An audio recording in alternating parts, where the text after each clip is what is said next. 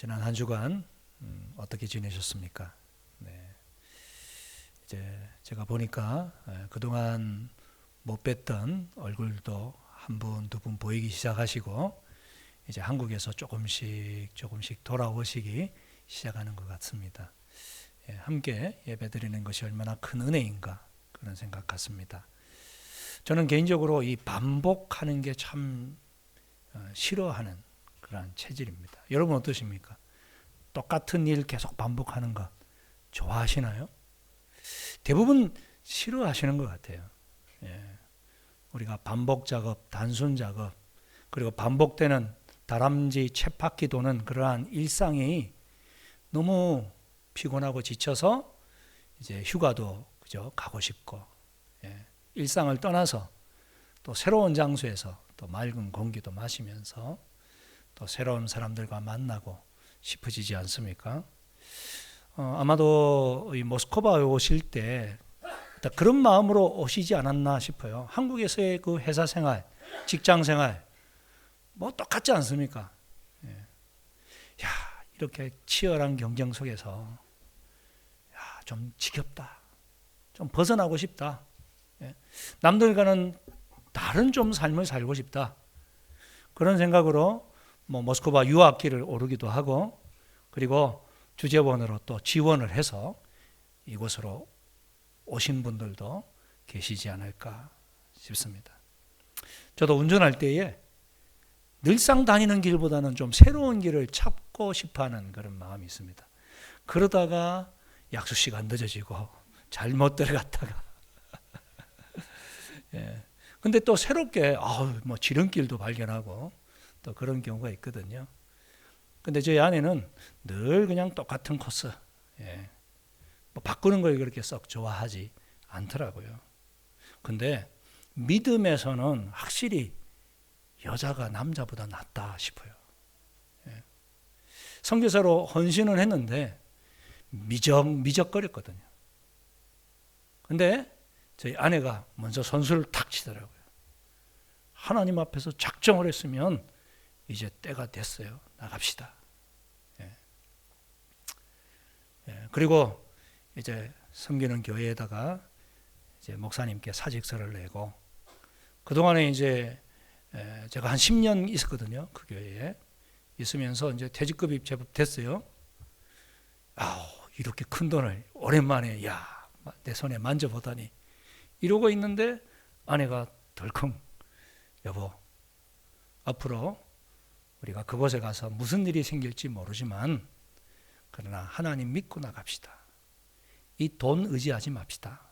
얼마 되지도 않는데. 그리고는 그 당시 제가 파송교회가 교육관을 새로 건축하려고 하였거든요. 그걸 다 구긴했어요. 저는 조금 아까운 게 있었습니다. 마음이. 그렇게까지 한 절반만 하지. 근데 이 여자분들이 확실히 결단할 때는 아주 세더라고요. 맡깁시다.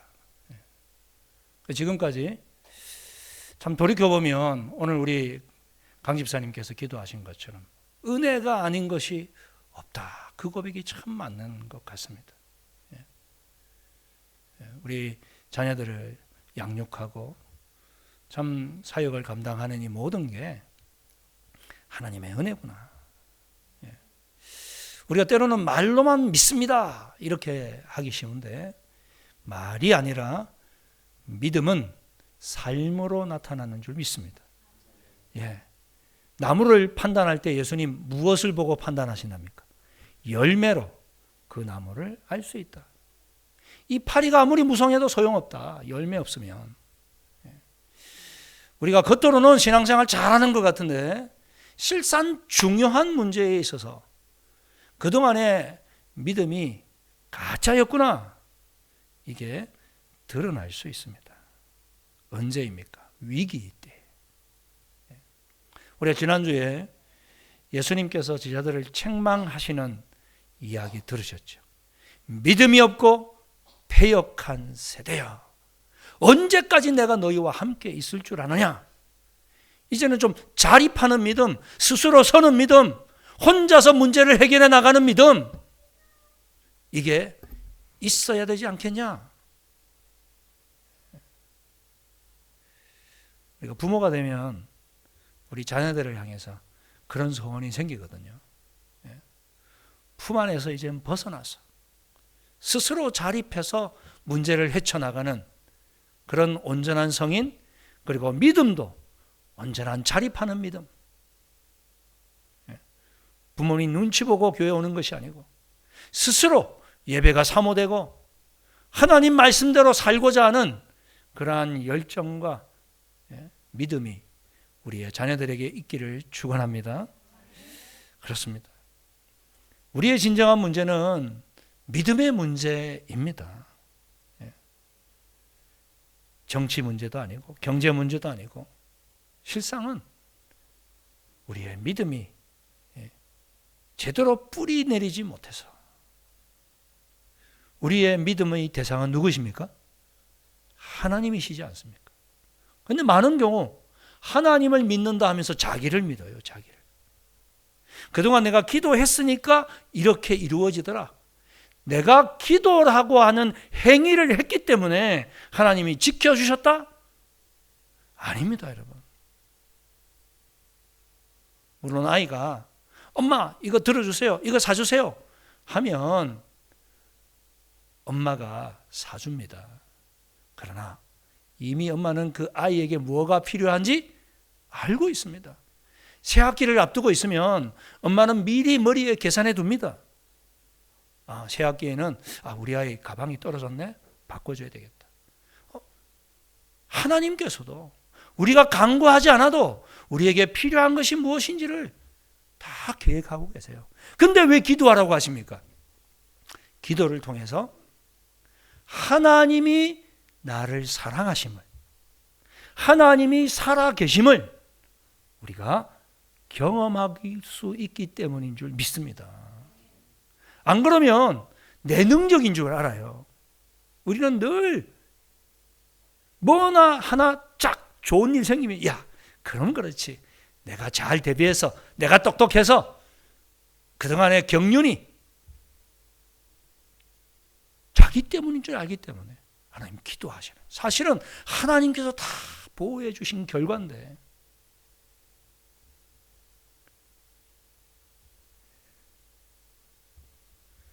우리의 믿음이 부족함에도 불구하고, 그러나 여러분 너무 걱정하지 마시기 바랍니다. 왜입니까? 하나님께서 우리를 사랑하시기 때문입니다. 연애하실 때 사랑하면 어떻습니까? 주고 싶죠. 지키고 싶죠. 그렇죠? 함께하고 싶죠. 내가 과연 하나님의 사랑을 받을 자격이 있을까? 생각해 보면 정말 자격이 없는 자입니다. 하나님보다 나를 더 사랑하고, 그죠? 나를 더 생각하고, 내 가정 중심적이죠. 하나님이 원하는 게 뭔가, 그것 생각하는 것 하루에 한 번 있을까 말까. 더더군다나 일이 더 잘 되면 하나님은 까마득하게 잊어먹는 것이 우리들의 본성인데, 그럼에도 불구하고 우리가 이 믿음이라고 하는 바운더리 안에 있을 수 있는 것은 하나님께서 우리를 사랑하시기 때문인 줄 믿습니다. 기다려 주시고, 인내해 주시고, 불쌍히 여겨 주시고. 부모님 되신 여러분 그렇지 않습니까? 자녀들은 착각하고 있어요. 내가 공부를 잘하니까 아빠가 나에게 용돈을 주신다, 나를 사랑한다. 아닙니다. 내 새끼니까 사랑하는 거예요. 마음에 안 들어도. 그죠? 때로는 책망도 하죠. 그래서 믿음이라고 하는 것은 관계입니다. 지난주에도 말씀드렸지만 하나님과 나와의 관계입니다. 믿음이 좋다라고 하는 것은 뭡니까? 하나님과의 관계가 더 끈끈한 겁니다. 하나님 사랑해요. 하나님 같이 있고 싶어요.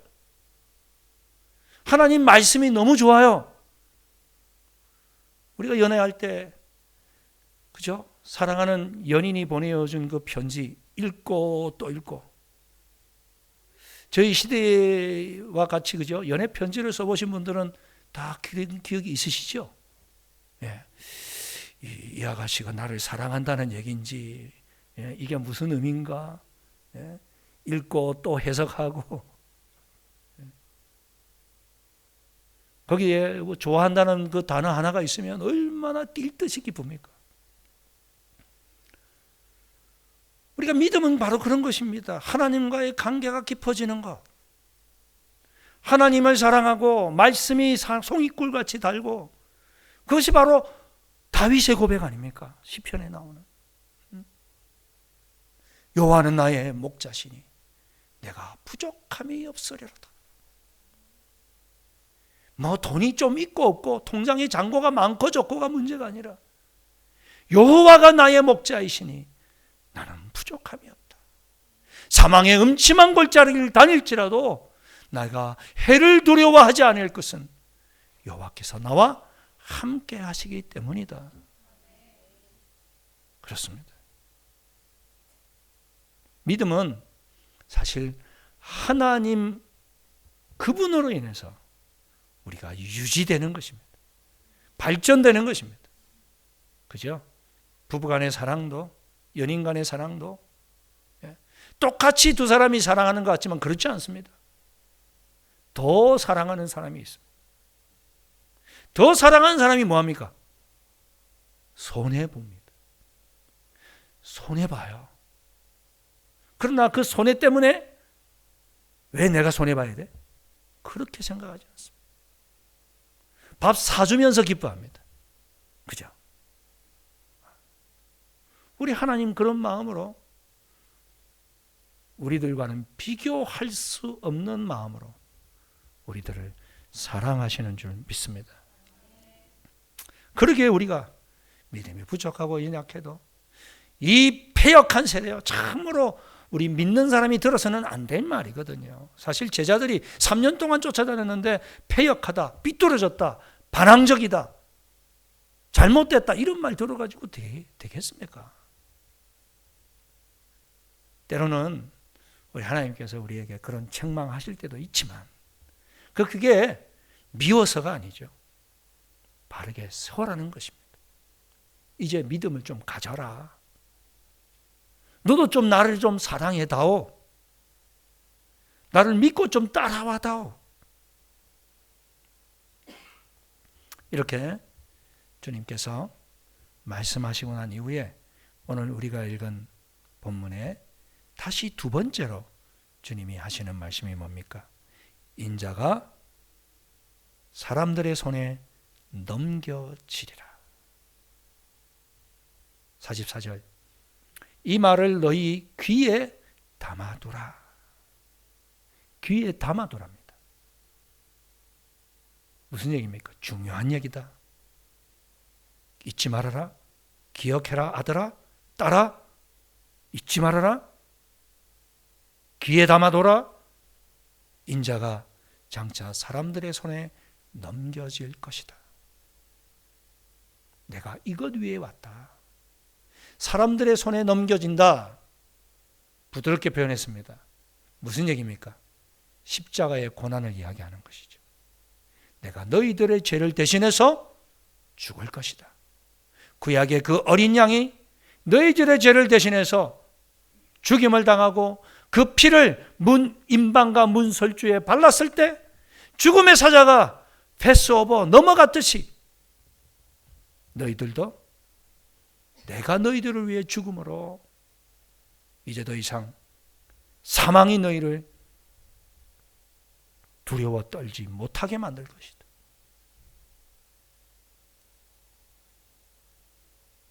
너희가 나를 믿으면 죽어도 살겠고 무릇 살아서 믿으면 영원히 죽지 아니하리라. 믿으십니까? 그렇습니다. 사람에게는 두 가지 죽음이 있습니다. 육의 죽음이 있고 영의 죽음이 있습니다. 육보다 더 무서운 것은 바로 영의 죽음입니다. 예수님 뭐라고 말씀하십니까? 너희 육신의 목숨을 빼앗아가는 자를 두려워하지 말고 영원한 생명을 빼앗아가는 자를 두려워해라. 영원한 생명을 빼앗아가는 자가 누굽니까? 하나님이십니다. 우리가 진정으로 두려워할 대상은 하나님인데 당장 눈앞에 있는 것 때문에 우리가 두려워 떨 때가 얼마나 많은지. 여러분, 육은 죽여도 영을 죽이지 못하는 세상 권력자들을 무서워하지 마시고 우리를 영원한 죽음에서 살려주시는 하나님을 경외하실 수 있기를 축원합니다. 귀담아둬라. 나는 이것을 위해 왔다. 내가 영광 맛보기 위해서 온 게 아니다. 지금 나를 따라오는 저 많은 관중들, 구경꾼들, 무리들, 나를 칭송하는 저 사람들의 인기에 너희들 함몰되지 마라. 여러분, 우리가 예수를 믿는다고 하면 세상에서 뭔가를 추구하지 않으려고 하는 자들이죠. 그죠? 근데 우리가 믿음 안에 들어와서도 여전히 남아있는 욕구가 있는데 그게 뭘까요? 인기입니다. 명예입니다. 이름을 드러내고자 하는 마음. 이게 가장 원초적인 욕구입니다. 돈의 욕구에서는 벗어났어요. 성적인 욕구에서도 벗어났어요. 근데 최고 마지막 남아있는 게 뭐냐? 명예의 욕구입니다. 저 같은 목사에게 뭐가 남아있겠습니까? 돈 많이 벌려고 목사하겠습니까? 높은 지위와 권력 가지려고 목사하겠습니까? 아니겠죠. 근데 최후에 남아있는 게 뭐냐?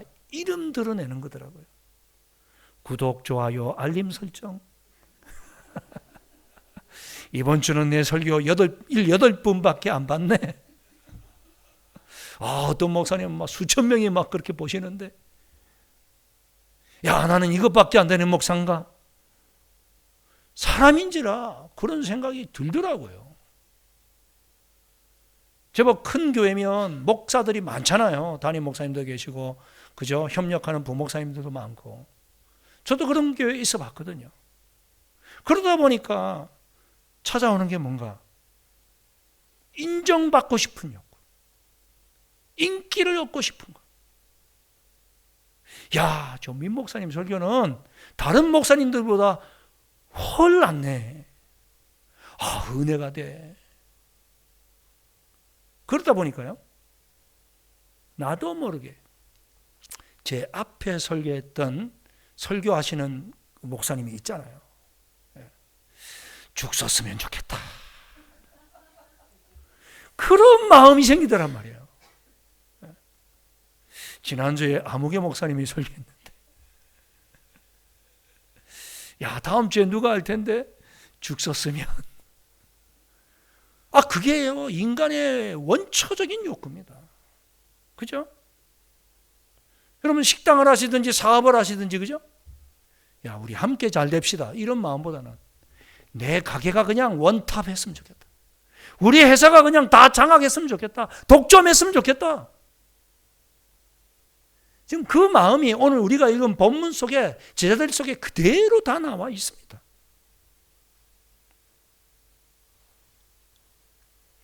(46절) 보십시오. 예수님은 이제 넘겨져서 죽임을 당하시겠다고 하는데 제자들이 하는 얘기가, 제자 중에서 누가 크냐 하는 변론이 일어나니. 누가 크냐? 예수께서 그 마음에 변론하는 것을 하시고 어린아이 하나를 데려다가 자기 곁에 세우셨다. 사실 우리가 늘 재고 있습니다. 우리 직장에서 누가 큰가? 누구 줄을 잡아야 내가 출세할까?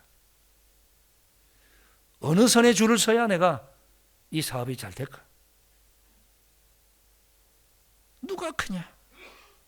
또한 나 자신도 큰 자가 되고 싶어서 우리가 발부둥 치면서 아둥바둥거리면서 살아온 거 아닙니까? 그래서 나보다 좀 더 내 동료가 앞서가는 것 같으면 어떤 마음이 생깁니까? 시기비심이 생깁니다. 시기심. 비교하다 보니까 시기 질투가 생기는 거예요. 저 사람 제가 정당한 방법으로 저렇게 된 거 아닐까요? 분명히 뭔 뒷배가 있지. 응? 뭔가 좀 다른 이상한 냄새나는 행동을 했을 거야. 그렇게 또 소문을 퍼뜨리고 어떻게 하든지 깎아내리려고 하는 마음. 여러분 솔직히 없으신가요? 다 있습니다. 3년을 예수님과 함께 동고동락하며 같이 밥 먹고 같이 자고 예수님의 그 놀라운 기적과 하나님의 아들 되신 그 놀라운 고백도 했지만 그러나 여전히 남아있는 이 뿌리 깊은 우리의 이 원초적인 죄, 시기하고 질투하고 달려가는 사람 다리 걸어 넘어뜨리고 싶고 사촌이 논사면 뼈 아프고 신앙이 좋은 게 뭡니까? 바로 이러한 것에서 이겨내고 벗어나는 것인 줄 믿습니다. 정말 좋은 일 생겼을 때 박수 쳐줘. 내 자식보다 남의 자식이 우리 김 집사님이 더 좋은 명문대학을 갔네? 아이고 배 아파. 그러는 것이 아니라 진정으로 박수 쳐주고 할렐루야 잘 됐네요. 여러분 우리의 신앙이 바로 거기에서 나타나더라고요. 제 얘기입니다. 제 얘기. 제가 그랬거든요. 똑같은 선교사인데 저분은 잘 돼. 예. 막 교회도 막 개척을 했는데 막 잘 되고 자식들도 그냥 뭐 잘 풀리는 것 같고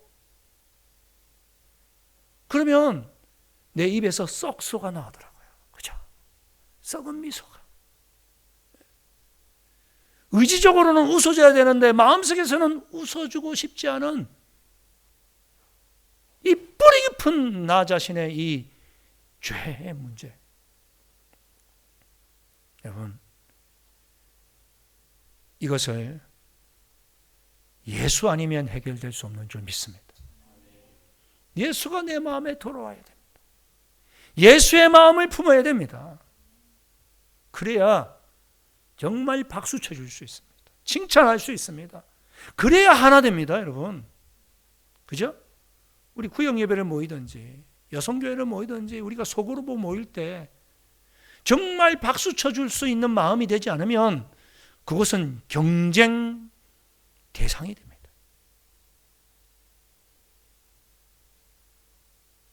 서로 자랑하려고.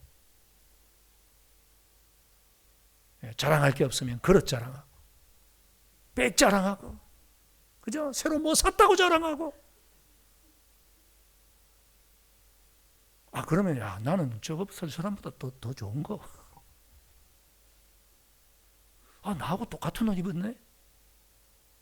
다른 옷 입었고 여러분 그게 무엇이 중요한디? 그죠?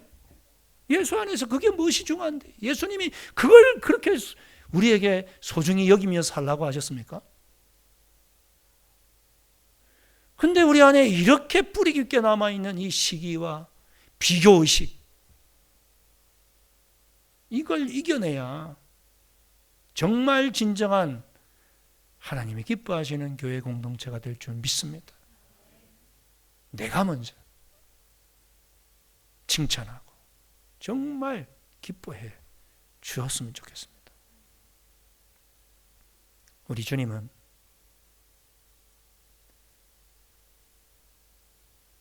서로 큰 자가 되겠다고 하는 제자들의 이야기를 다 알고 계셨습니다. 그래서 어린아이 하나를 세웠습니다. 왜 어린아이를 세우셨을까요?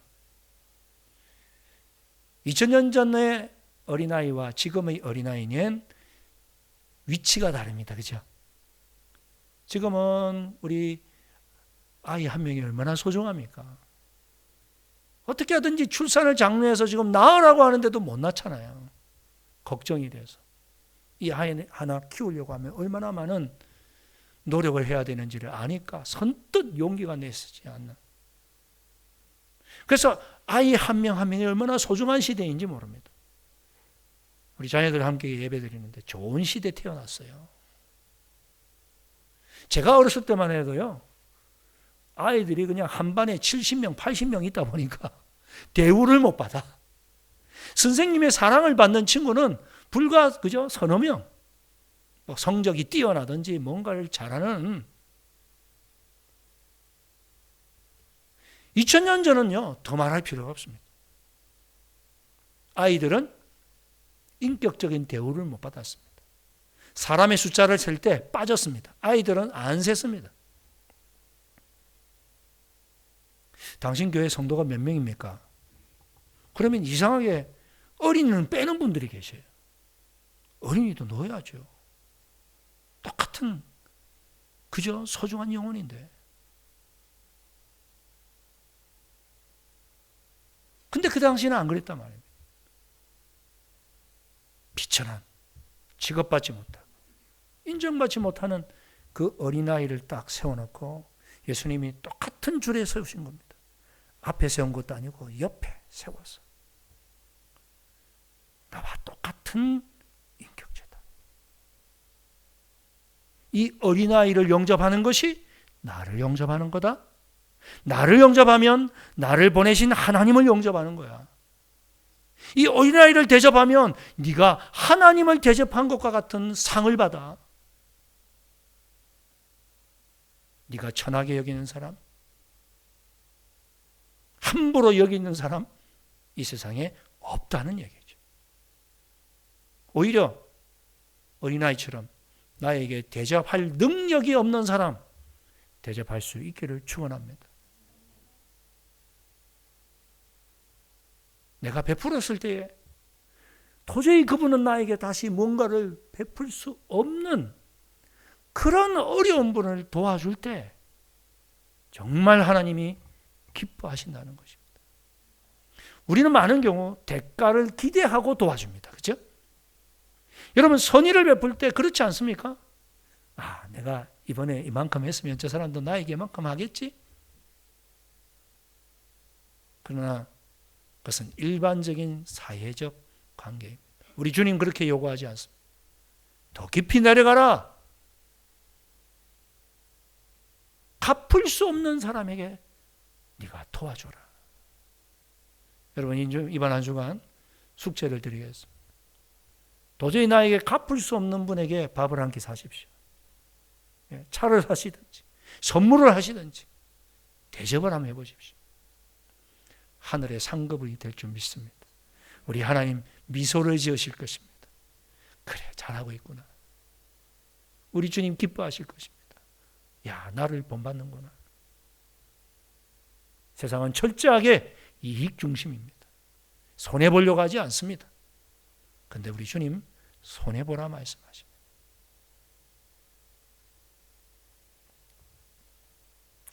40절, 49절 이하를 보면 요한이 여짜오되 주여 어떤 사람이 주의 이름으로 귀신을 내쫓는 것을 우리가 보고 우리와 함께 따르지 아니함으로 금하였나이다.